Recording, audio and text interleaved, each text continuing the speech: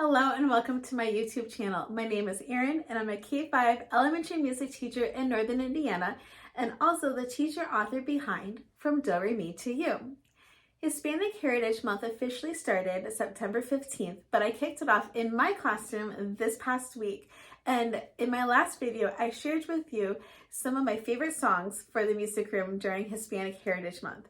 In this video, I wanted to share some of the other activities that I do during these few weeks. First of all, I wanted to say that movement is really important in any music class, and I certainly try to incorporate it in Hispanic Heritage Month.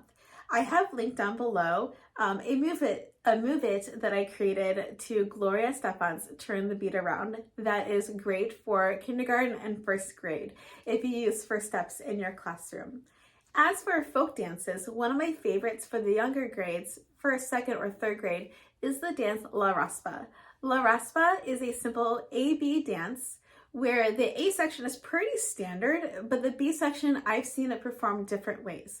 For the A section, you take your feet and you go right, left, left, sticking them out. And it's to the tune. Ba-dum, ba-dum, ba-dum, ba-da-da-da-dum, ba-dum, ba-dum, ba-dum, ba-dum, ba-da-da-da-dum, ba-dum.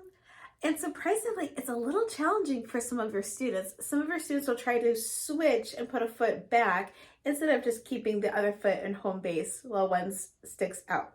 So that is the A section. And for the B section, I've seen this performed different ways. You can do this as a circle dance where the students travel around the circle during the B section. If you do this as a partner dance, during the B section, the partners can grab hands and turn in a circle.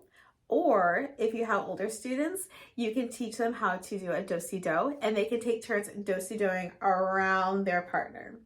So that is La Raspa. I've linked down below the music that I typically use for this dance. Another dance that I like to teach for my older students is the dance Los Machetes, which means machetes.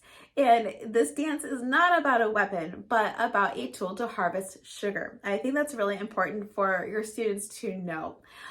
This is an ABC dance where there are 3 different parts. Obviously, I cannot use machetes in the classroom. I would like to keep my job. Thank you very much.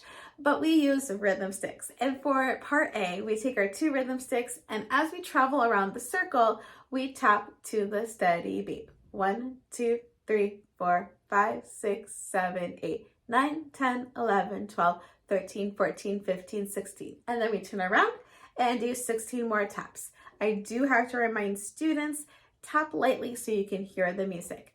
Part B is a little bit more challenging and a little hard to show in this video, but they're going to take their sticks, tap, then they tap under a leg, tap above, tap under the other leg, tap, tap behind, and tap, tap, tap. So I use the language tap, under, tap, back, tap, tap, tap. And we do that 4 times. Part C, they're going to take their machetes and they're going to wield it in the air. 1, 2, 3, 4, 5, 6, 7, 8. 1, 2, 3, 4, 5, 6, 7, 8. And then they do that again. Those are the 3 parts to Los Machetes, and I'll link below the YouTube track that I usually play for that song. Beyond dancing, I also like to include children's literature during Hispanic Heritage Month. This past fall, I stumbled across this biography on Tito Puente called Tito Puente, Mambo King. When I introduce the book, I give my students some brief background information on Tito Puente and his life, show them a picture or 2 about him, and then we go through and we read the story in his life. What I like about this book is that there is a repeated phrase called Tum tick tack tick tum tick tom tom. And this is great to either clap and pat, or use with rhythm sticks. So this week I've been reading this story to my students, and every couple of pages or so we repeat this rhythm, right now just with patting and clapping. The next lesson I see my students, I'm going to have them write their own composition with tum and tika as their rhythms instead of ta and tadi. And I'm really excited to have them compose their own rhythms, just like Tito Puente was a composer. If you'd like to see a done-for-you lesson that includes the rhythm and composition pages and coloring pages, you can check the link down below. Last but not least, I always like to introduce a musician of the week in my classroom, and this week is Tito Puente.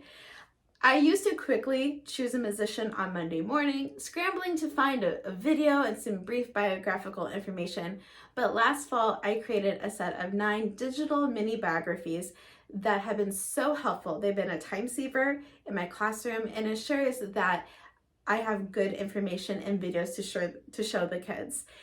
These 9 musicians range from legends like Celia Cruz and Tito Puente to more recent artists like Shakira and Lin-Manuel Miranda.